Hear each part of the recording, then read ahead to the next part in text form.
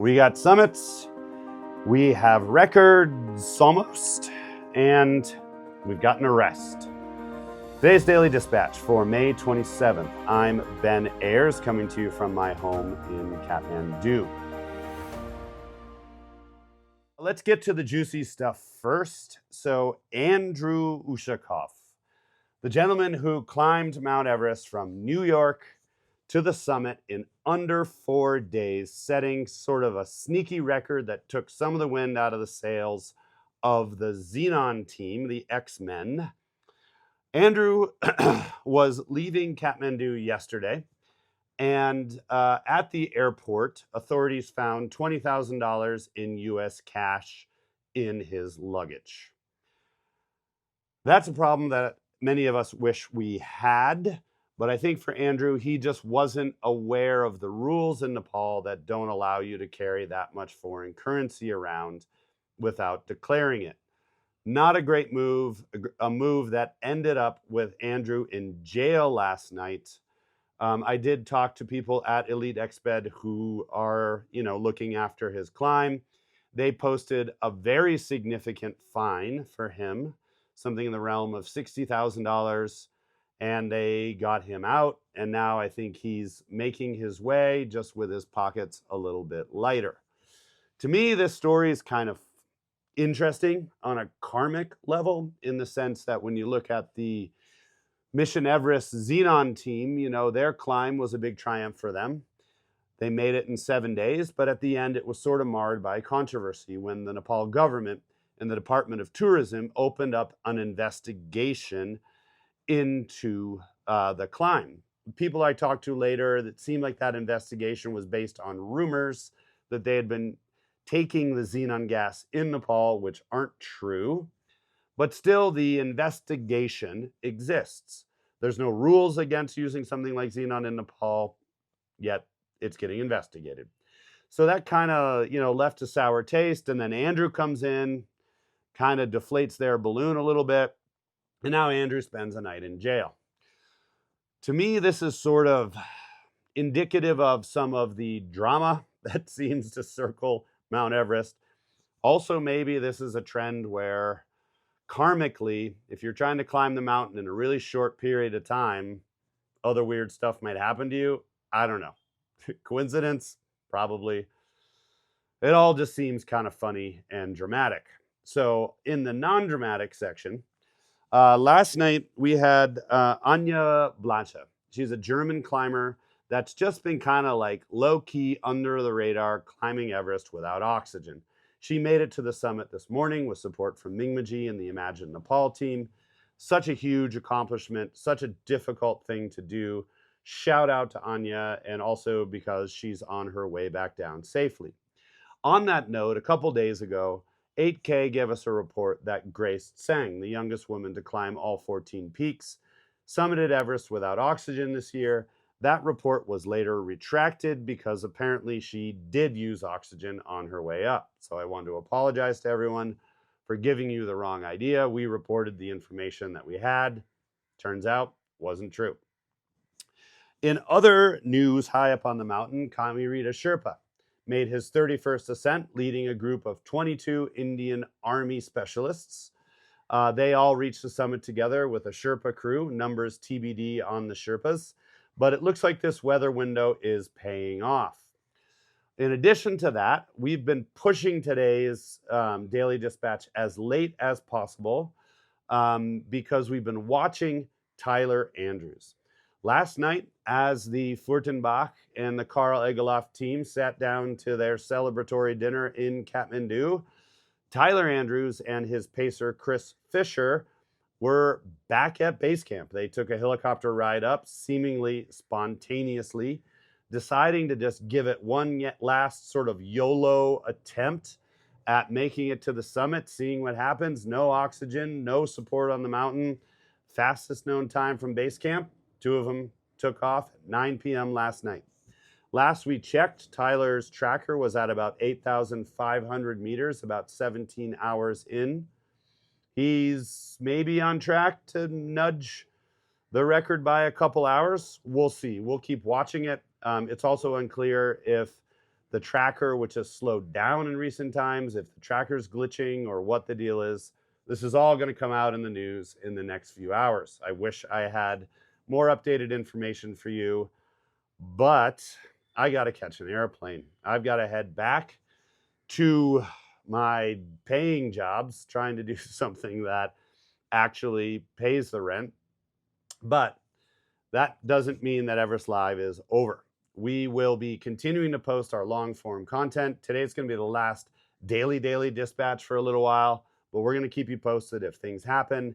And you're going to see us shift now to a lot more longer form, in-depth content. And we're going to have a podcast, sort of a video podcast series that goes on this summer, where we're going to be diving in, like deep dives in to one issue at a time. We can be looking at things like Everest history, looking at things like what exactly is a Sherpa? What does that mean in 2025?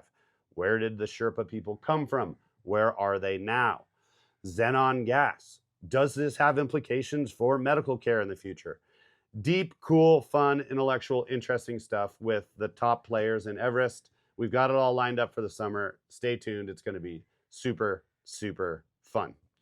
Other last sort of news, we have a dispatch here from our friends at the SPCC. The Icefall Doctors and the SPCC team are in overdrive now, trying to get all the garbage off of the mountain. Many of you may be aware, some of you may not, that there's a rule. Any person that goes above base camp, that person, the company that is responsible for that person, is responsible for bringing 6 kilograms of garbage from above base camp down. So here's Suraj from SPCC giving us an update on how base camp is being taken down and the fact that the SPCC is going to start dismantling the Icefall route on May 29th. That's 2 days from now, and that's going to be the effective end of the Everest season. Hello everyone, good morning from Everest Base Camp, 27th May 2025.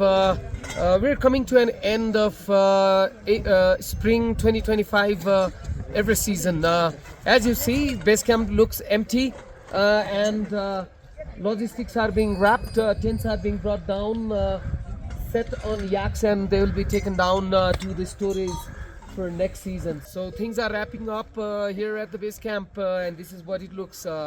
Reporting for Everest.Live from Everest Base Camp. So that all being said, we just wanted to take a second and thank everybody. I want to thank all of you for listening to my long rant last night that somehow Andy and Charlie also like zoomed way in on my face on, which was a little weird. Hopefully today I'm trying to lean back a little further.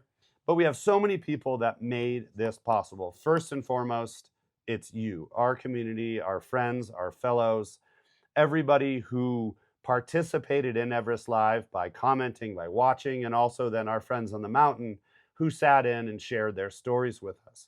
We were hoping to get proof of concept. We were hoping that this season we could show the world that by broadcasting from base camp, we can demonstrate that there's a huge appetite for this kind of content in the world, and we can demonstrate that this is something we can do bigger, better, more of next year. And that's my job over the next 11 months, is to try to gather the support and the resources and all of that to do this on a bigger and better level. Hopefully it's something that we can then scale up to other mountains.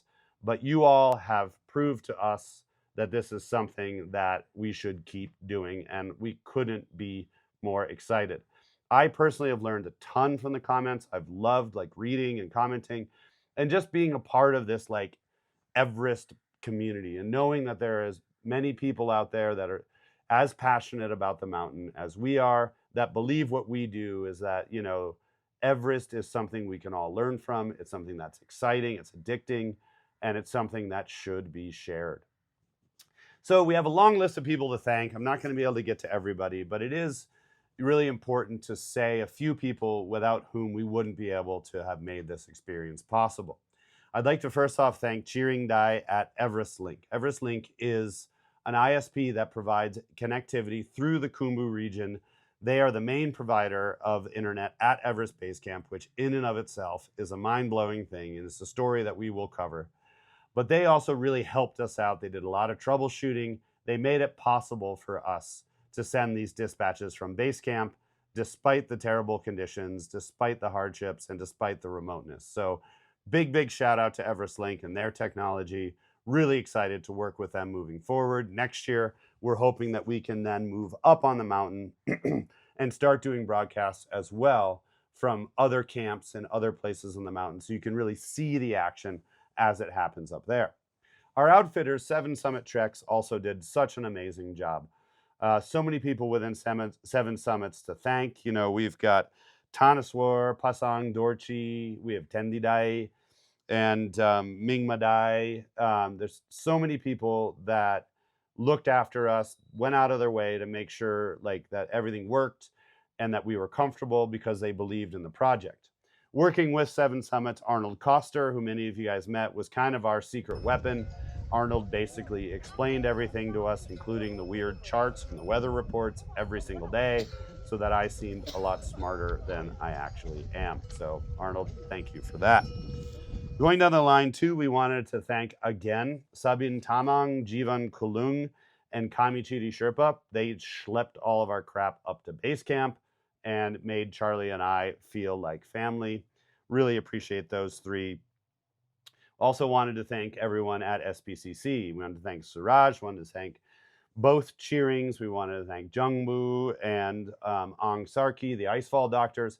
Everybody there gave us so much access, and SPCC was really good about making sure we had the inside track with what was happening on the mountains. Not only did they help us out, but also SPCC are kind of these unsung heroes.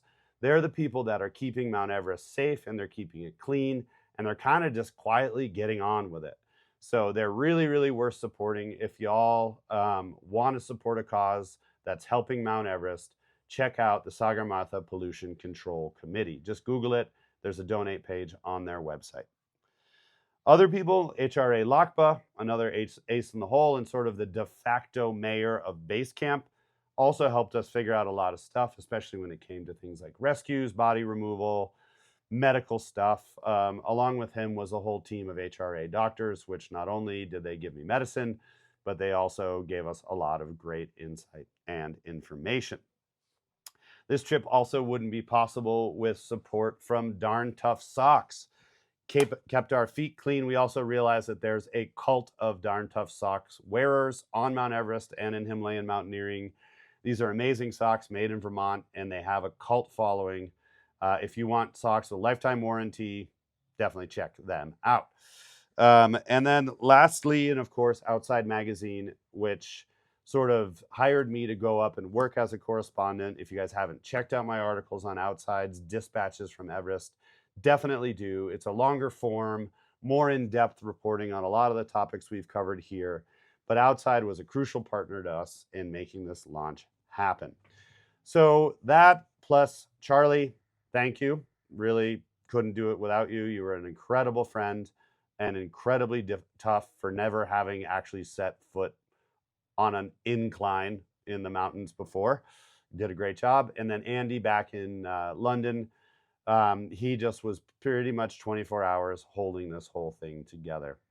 So anyway, that's my long list of thank yous, but the number one thanks goes to you, our viewers, our community, our friends. This is just the beginning, y'all. We're going to take this thing to the summit and beyond.